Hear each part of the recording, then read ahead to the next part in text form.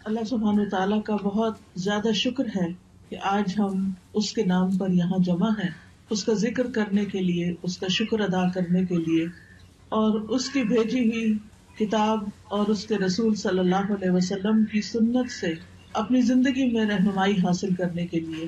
آج کی ہماری گفتگو کا عنوان ہے کہ غموں سے نجات کیسے پائی جائے۔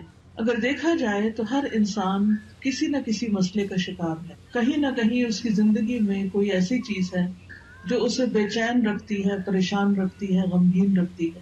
اس میں ہوتا یہ ہے کہ انسان پھر اپنی صلاحیتوں، قوتوں، طاقتوں سے جو اللہ تعالیٰ نے اس کو دی ہیں، ان سے وہ بھرپور فائدہ نہیں اٹھا سکتا۔ تو سب سے پہلی بات تو یہ ہے کہ سوال یہ پیدا ہوتا ہے کہ یہ غم آتے کیوں ہیں، غم محسوس کیوں کرتا ہے انسان، یہ پریشانیاں، یہ مشکلات، یہ تکالیف ہماری زندگی میں کیوں ہیں۔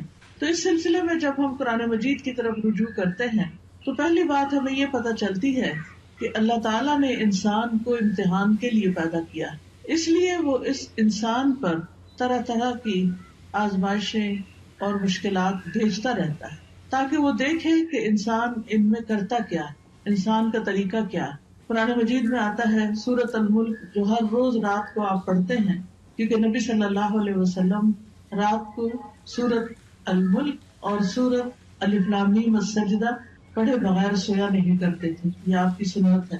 یہ سورت قبر کے عذاب سے بچانے والی بھی ہے۔ اس سورت کے شروع میں اللہ تعالیٰ فرماتے ہیں تبارک الذی بیدہ الملک وہو علی کل شیء قدیر الذی خلق الموت والحیاۃ لیبلوکم ایکم احسن عملا وہو العزیز الغفور۔ بہت بابرکت ہے وہ ذات جس کے ہاتھ میں کائنات کی بادشاہت ہے اور وہ ہر چیز پر قادر ہے۔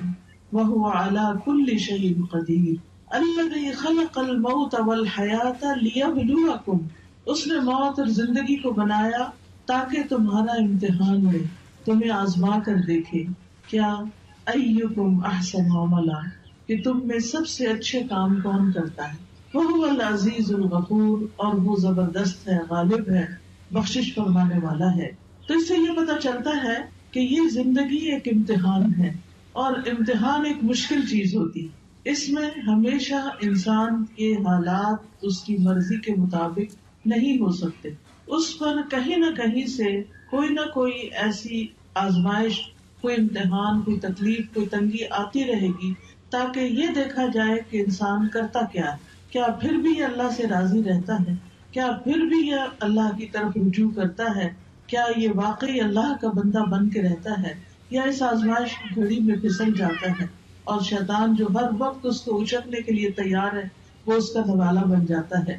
پھر اسی طرح یہ بات بھی یاد رکھنی چاہیے کہ انسان پر بہت سی تکلیفیں اس کے اپنے اعمال کی وجہ سے ہی آتی ہیں۔ سورۃ الشورى میں اللہ تعالیٰ فرماتے ہیں وَمَا أَصَابَكُم مِّن مُّصِيبَةٍ فَبِمَا كَسَبَتْ أَيْدِيكُمْ وَيَعْفُو عَن كَثِيرٍ، اور جو بھی تمہیں کوئی مصیبت پہنچی تو وہ اس وجہ سے ہے جو تمہارے ہاتھوں نے کمایا، یعنی تمہارے اپنے اعمال کی وجہ سے تمہارے لیے بہت سی مشکلات کھڑی ہوئی ہیں، اور وہ بہت سی چیزوں سے درگزر کر جاتا ہے، یعنی ان پر تو وہ سزا دیتا بھی نہیں، ان پر تو وہ تمہیں کسی پریشانی میں مبتلا نہیں کرتا، بلکہ تمہارے گناہوں کے باوجود، تمہاری زیادتیوں کے باوجود بھی وہ تمہیں اپنی عنایتوں اور نوازشوں سے معمور رکھتا ہے۔ پھر اسی طرح یہ ہے کہ انسان بعض اوقات اللہ کی عبادت سے منہ موڑتا ہے، اللہ کے ذکر سے منہ موڑتا ہے تو اس پر کوئی تکلیف آ جاتی ہے، کیونکہ اللہ نے ہمیں اپنی عبادت کے لیے پیدا کیا ہے۔ سورۃ الذاریات میں آتا ہے وَمَا خَلَقْتُ الْجِنَّ وَالْإِنسَ إِلَّا لِيَعْبُدُونِ، کہ میں نے جن و انس کو اپنی عبادت کے لیے پیدا کیا ہے۔ تو انسان جب اللہ کی عبادت سے منہ موڑ کر دنیا کا بندہ بننے لگتا ہے تو اللہ تعالیٰ اس کو واپس اپنی طرف لانے کے لیے کسی تکلیف میں مبتلا کرتا ہے تاکہ یہ بندہ اللہ کو یاد کرے۔ اور جو شخص مستقل طور پر اللہ سے روگردانی کر لیتا ہے اللہ کی یاد سے، تو اللہ تعالیٰ اس کے لیے دنیا کی زندگی بھی تنگ کر دیتے ہیں۔ اللہ تعالیٰ کا فرمان ہے سورۃ طٰہٰ میں وَمَنْ أَعْرَضَ عَنْ ذِكْرِي فَإِنَّ لَهُ مَعِيشَةً ضَنْكًا وَنَحْشُرُهُ يَوْمَ الْقِيَامَةِ أَعْمَىٰ، جو کوئی میرے ذکر سے منہ موڑے گا میں اس کی زندگی تنگ کر دوں گا اور قیامت کے دن اس کو اندھا اٹھاؤں گا۔ یعنی اس کی صرف یہ زندگی ہی نہیں پریشانیوں والی ہوگی بلکہ آگے بھی بڑی پریشانی ہے، یعنی اس کے لیے بہت بڑی مشکلات ہیں اگلی زندگی میں بھی. لیکن وجہ کیا ہے؟ وجہ ہے اللہ کے ذکر سے منہ موڑنا، اللہ کی یاد کا زندگی میں نہ ہونا. یہ انسان کے لیے پریشانی کا باعث بنتا ہے. سورۃ الزخرف میں اللہ تعالیٰ فرماتے ہیں من یعش عن ذکر الرحمن نقیض له شیطانا فهو له قرین. جو شخص رحمان کے ذکر سے آنکھیں بند کر لیتا ہے ہم اس پر شیطان مسلط کر دیتے ہیں جو اس کا ساتھی بن جاتا ہے، اور شیطان پھر اس کو اللہ کے راستے سے روکتا ہے. جب انسان اللہ کا راستہ چھوڑ دیتا ہے اور اللہ کی نافرمانیاں کرنے لگتا ہے تو اللہ تعالیٰ پھر اس پر کوئی نہ کوئی امتحان بھیج دیتا ہے تاکہ یہ بندہ سوچے، غور کرے اور واپس اللہ کی طرف پلٹے. جب انسان اللہ کی عبادت سے روگردانی کرتا ہے تو دنیا میں بھی محتاجی کا شکار رہتا ہے، خواہ اس کے پاس بہت کچھ بھی ہو لیکن اس کے دل کی محتاجی اور پریشانی نہیں جاتی. حدیث میں آتا ہے اللہ سبحانہ و تعالیٰ فرماتے ہیں، حدیث قدسی ہے، صحیح ترمذی کی روایت ہے، اے ابن آدم تم اپنے آپ کو میری عبادت کے لیے فارغ کر لو، میں تمہارے دل کو بے نیازی سے بھر دوں گا اور تمہاری محتاجی دور کر دوں گا. یعنی تم میری عبادت کے لیے وقت نکالو تو میں تمہارے دل کو غنی کر دوں گا. حالات تو نہیں بدلتے مگر دل کی حالت بدل جاتی ہے اللہ کی عبادت سے. دل مضبوط ہو جاتا ہے، دل کے اندر اللہ کا توکل آتا ہے، دل کے اندر ایسا یقین آتا ہے کہ انسان کو بڑی بڑی مشکلات بھی معمولی لگتی ہیں. اور جب دل میں ایمان نہیں ہوتا، توکل نہیں ہوتا، یقین نہیں ہوتا، امید نہیں ہوتی، مایوسی ہوتی ہے تو رائی بھی پہاڑ لگتی ہے. اور اس طرح مشکلات اور مصیبتوں کے پہاڑ ہر طرف اس کو کھڑے نظر آتے ہیں. تو اس کا حل کیا بتایا کہ اگر تم عبادت کرو گے تو میں تمہارے دل کو بے نیازی سے بھر دوں گا، تمہاری محتاجی دور کر دوں گا. لیکن اگر تم ایسا نہیں کرو گے تو میں تمہارے دونوں ہاتھ کاموں میں مشغول کر دوں گا اور اس کے باوجود تمہارا فقر دور نہیں کروں گا. یعنی تم سارا دن کام کرو گے، محنت کرو گے، لیکن پھر بھی تمہاری محتاجی اپنی جگہ کھڑی رہے گی کیونکہ وہ دل کی محتاجی ہوگی نا، دل کے اندر پریشانی ہوگی. تو یاد رکھیے کہ صرف دنیا کی فکر کرنے سے معاملات سلجھنے کی بجائے بگڑنے لگتے ہیں. صرف دنیا دنیا دنیا، ہر وقت صبح اٹھتے ہی دنیا کی فکر، دن کو دنیا کی فکر، رات کو سوتے ہوئے دنیا کی فکر.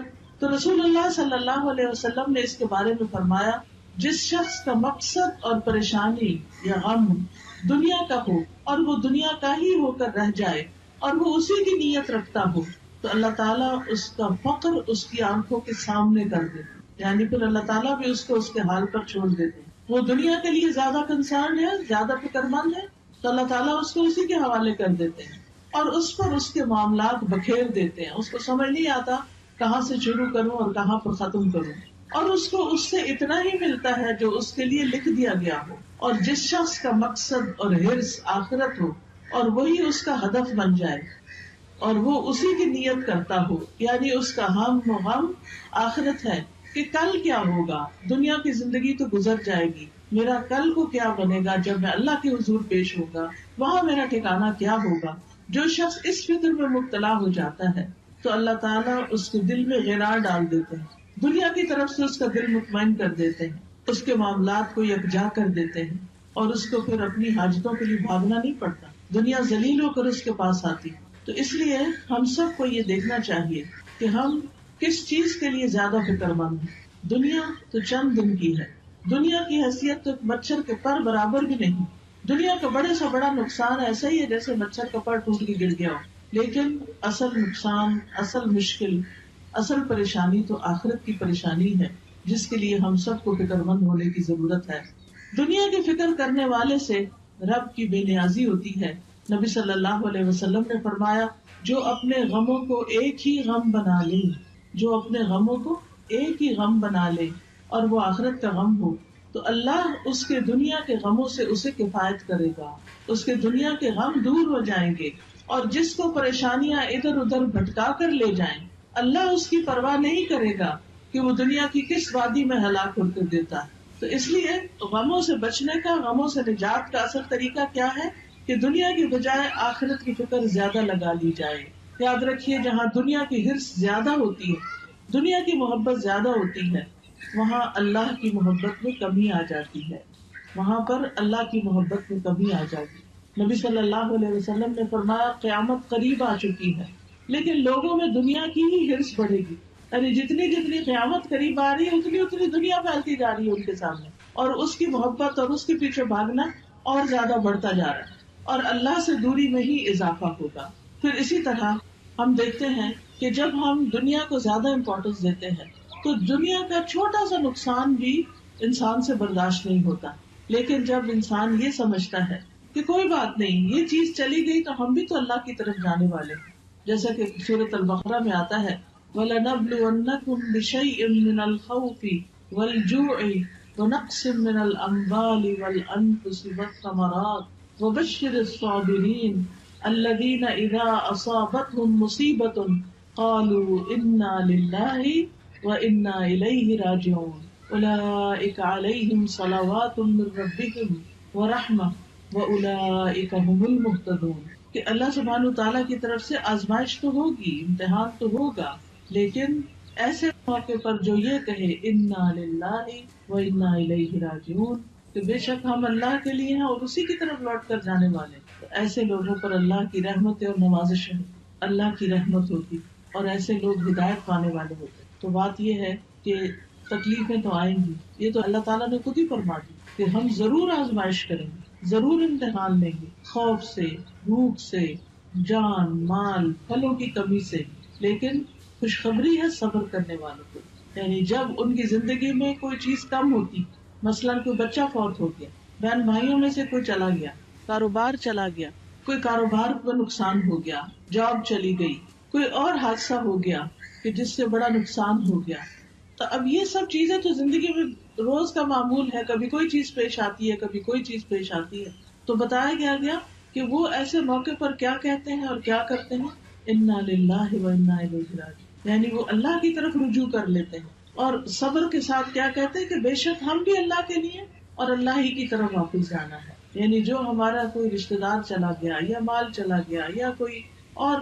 یعنی کہ کوئی کھیتوں میں یا کاروبار میں یا کسی کیے ہوئے کام میں کوئی نقصان ہو گیا، تو وہ کہتے ہیں اس میں بھی کوئی خیر ہوگی، اس میں بھی میرے لیے اجر ہے، اس میں بھی کوئی بھلائی ہے، میرا کوئی پیارا چلا گیا لیکن میں اللہ سے امید نہیں چھوڑوں گی کیونکہ اللہ ہے نا، حتیٰ کہ اگر کسی عورت کے شوہر بھی فوت ہو جائے اور اگر اس کا اللہ پر بھروسہ ہو تو اس موقع پر بھی اللہ تعالیٰ اس کا دل تھام لیتا ہے، اور وہ کیا سوچتی ہے کہ ایک انسان تو گیا ہے مگر اللہ تو زندہ ہے، اللہ لا الہ الا هو الحی القیوم، اللہ ہے نا، ٹھیک ہے انسانوں کی کمی کوئی انسان اور پوری نہیں کر سکتا، شوہر کی کمی کوئی بھی پوری نہیں کر سکتا، نہ ماں باپ، نہ بہن بھائی، نہ بچے، لیکن اس سے بڑھ کر بھی تو کوئی ہستی ہے نا، اور وہ اللہ کی ہستی ہے، اللہ لا الہ الا ہو، اللہ وہ ذات جس کے سوا کوئی الہ نہیں، الحی جو زندہ ہے، جس کو کبھی موت نہیں آنی، القیوم جو قائم ہے، جسے کسی سہارے کی ضرورت نہیں بلکہ وہ باقی سب کو بھی قائم رکھنے والا ہے، تو جب وہ ہستی موجود ہے، اللہ سبحانہ وتعالیٰ ہے، تو پھر فکر کس بات کی، اس نے تو میرے دنیا میں آنے سے پہلے میرے رزق کا انتظام کیا، ماں کے سینے میں دودھ اتار کے، اس نے تو مجھے پیدا ہونے کے بعد جب میرے دانت بھی نہیں تھے، کچھ کھانے کے قابل بھی نہیں تھا، کچھ ہاتھ پاؤں بھی ہلا کے نہیں پکڑ سکتا تھا، اس وقت بھی میرے رزق کا اہتمام کیا تھا، انتظام کیا تھا، وہ اب بھی کرے گا۔ تو ایسا شخص اس شدید غم کے موقع پر بھی سکون میں ہوتا ہے کہ اللہ ہے نا، وہ کہیں سے بندوبست کرے گا نا، وہ کوئی ذریعہ بنا دے گا نا، کیونکہ اصل الرزاق تو وہی ہے، انسان تو صرف سبب ہے، وسیلہ ہے۔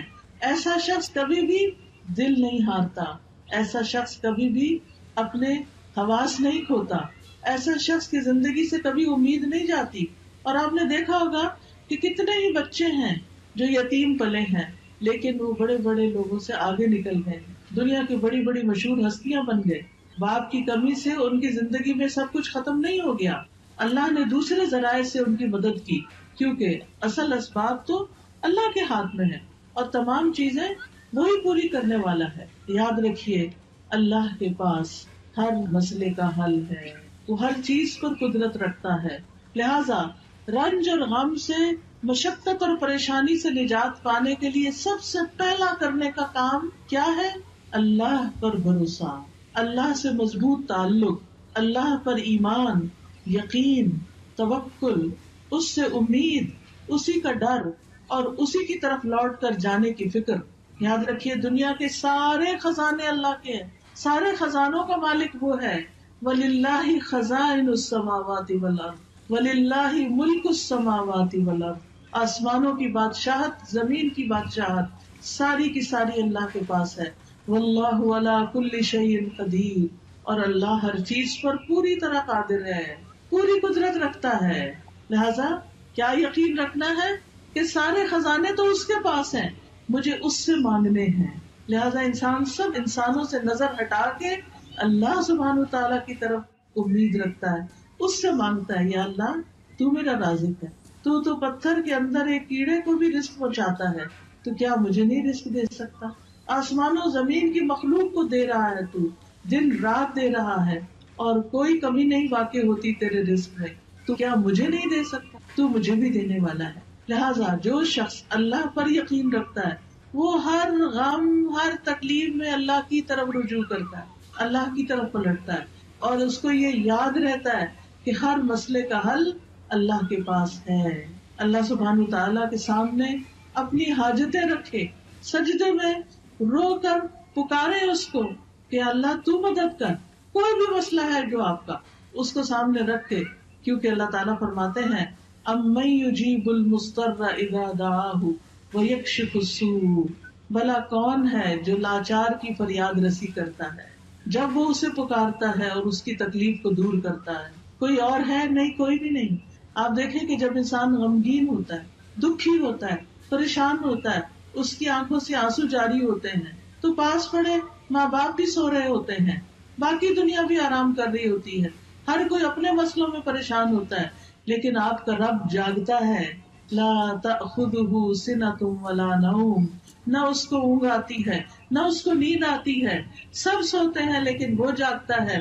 وہ رات کو بھی، وہ دن کو بھی، وہ صبح بھی، وہ شام بھی آپ کی دعائیں سنتا ہے. لہٰذا اس کی طرف رجوع کرنا ہے. چھوٹی ضرورت ہو، بڑی ضرورت ہو، لوگوں کی طرف لالچ کی نگاہ سے نہیں دیکھنا کہ ان کے پاس بہت کچھ ہے، نہیں، اللہ کی طرف دیکھنا ہے. رسول اللہ صلی اللہ علیہ وسلم نے فرمایا جسے انتہائی شدید حاجت آ پڑے، یہ شدید ضرورت اس کو ہو جائے کوئی، اور اس نے اسے لوگوں پہ پیش کر دیا تو اس کی وہ حاجت دور نہ ہوگی. کہ لوگ اکثر کیا چاہتے ہیں کہ یہ بندہ جو پریشان ہے پریشان ہی رہے، وہ مدد نہیں کرنا چاہتے. لوگ عموماً دوسروں کو دکھی دیکھ کے خوش ہوتے ہیں. تو اس لیے جب کوئی ضرورت پیش آئے سب سے پہلے اللہ سے دعا کریں، پھر اللہ لوگوں کے دل میں ڈالے گا کہ وہ مدد کریں آپ کی. تو حدیث میں آتا ہے کہ جسے انتہائی شدید حاجت آ پڑے اور اسے اس نے لوگوں پر پیش کر دیا تو اس کی وہ حاجت پوری نہ ہوگی، اور جس نے اسے اللہ پہ پیش کیا تو ان قریب اللہ اسے بے پرواہ کر دے گا. یا تو جلد ہی موت آ جائے گی، دنیا کے بکیڑوں سے ہی جان چھوٹ جائے گی، یا جلد ہی غنی ہو جائے گا اور انسانوں کی ضرورت نہ رہے گی. آپ کو خوف آتا ہے کہ پتہ نہیں کیا ہوگا، پتہ نہیں بڑھاپے میں کون ہمیں دیکھے گا، ہمارے لیے روزی کا انتظام کیا ہوگا، ہماری ضروریات پوری کہاں سے ہوں. تو فوراً کہا کرے اللہ تو میرا رب ہے نا، تو ہی میرے سارے انتظام کرے گا، مجھے انسانوں سے نہیں تجھ سے توقع ہے. انسانوں کے ہاتھ خالی ہیں، ہمارے ہاتھ میں تو تھوڑی دیر کوئی چیز ہو تو ہمارا دل کہتا ہے رکھ دیں. ایسے ہی ہوتا ہے نا، ہم اپنے ہاتھ بھر کے رکھ بھی نہیں سکتے، مٹھی میں کوئی چیز ہو چھوٹی سی بھی تو تنگ آ جاتے ہیں، وہ کہتے ہیں یہ کہیں رکھ دے. ہمارے ہاتھ خالی ہیں، خالی آئے تھے، خالی رکھنا پسند کرتے ہیں اور خالی جائیں گے. بھرے ہوئے ہاتھ تو اللہ کے ہیں، ان سے کیوں مانگتے ہیں جو خالی ہاتھ؟ ان سے کیوں توقع ہے جن کے پاس کچھ نہیں؟ اس سے کیوں نہیں توقع رکھتے جس کے پاس سب کچھ ہے؟ مانگ کے تو دیکھیں، پھر کس طرح ضروریات پوری ہوتی ہیں. آپ دیکھیں قبر میں سب سے پہلا سوال کیا ہوگا؟ من ربو کا، تیرا رب کون؟ اور رب کون ہوتا ہے؟ جو پیدا بھی کرتا ہے، جو رزق بھی دیتا ہے، جو ساری ضروریات پوری کرتا ہے. تو اگر ہم اس دنیا میں، اس زندگی میں رب کو رب مانیں گے تو تبھی جواب دے سکیں گے نا. تو اکثر کہا کرے اللہ تو میرا رب ہے، تو ہے نا، تو یہ بھی کام کر دے گا میرا، تو یہ بھی مشکل آسان کر دے گا میری. زندگی میں کوئی مشکل ہی نہیں رہے گی جب آپ رب کو پکارتے رہیں گے، جب رب کو پہچان لیں گے تو کوئی غم نہیں رہے گا. انبیاء کا طریقہ یہ تھا کہ وہ اپنے غموں کی فریاد، اپنے دکھوں کی داستان اپنے رب کو ہی سناتے تھے. حضرت یعقوب علیہ السلام سے جب یوسف علیہ السلام دور کر دیے گئے اور وہ ان سے بے پناہ محبت کرتے تھے، تو آپ سوچ سکتے ہیں کہ جس سے انسان محبت کرتا ہو وہ اگر دور چلا جائے تو انسان کے لیے کتنا دکھ اور تکلیف ہوتی، کتنی پریشانی ہوتی. لیکن انہوں نے شکوہ بندوں سے نہیں کیا، کہا انما اشکو بثی وحزنی الی اللہ، کہ میں اپنے غم اور دکھ کی فریاد صرف اللہ کی جناب میں پیش کرتا ہوں. جب تکلیف آئے اللہ کے آگے سجدے میں گر پڑے، نفل پڑھیں، روئیں، سجدے میں گڑ گڑا کے دعائیں مانگے، اللہ پہ بھروسہ کریں. اللہ تعالیٰ فرماتے ہیں وَمَن يَتَوَکَّلْ عَلَى اللَّهِ فَهُوَ حَسْبُهُ إِنَّ اللَّهَ بَالِغُ أَمْرِهِ قَدْ جَعَلَ اللَّهُ لِكُلِّ شَيْءٍ قَدْرًا. اور جو شخص اللہ پر بھروسہ کرے تو وہ اسے کافی ہے، اللہ اپنا کام پورا کر کے رہتا ہے. بلا شبہ اللہ نے ہر چیز کا ایک اندازہ مقرر کر رکھا ہے، ہر چیز کا ایک وقت ہے. اب مثلاً آپ کے صحن میں اگر بہت بڑا بھی درخت ہے پھل کا، مثلاً آج کل سردیوں کا موسم ہے اور آپ کے صحن میں آم کا بہت بڑا درخت ہے، آپ کے ابھی آم لگ جائیں تو ابھی تو نہیں لگیں گے. ہاں اگر آپ صبر کریں گے، انتظار کریں گے تو 6 مہینے بعد آپ بہترین آم کھائیں گے. اسی طرح ہر کام کا ایک وقت ہوتا ہے. مثلاً کسی کی اولاد نہیں تو وہ اولاد کے لیے پریشان رہتے ہیں.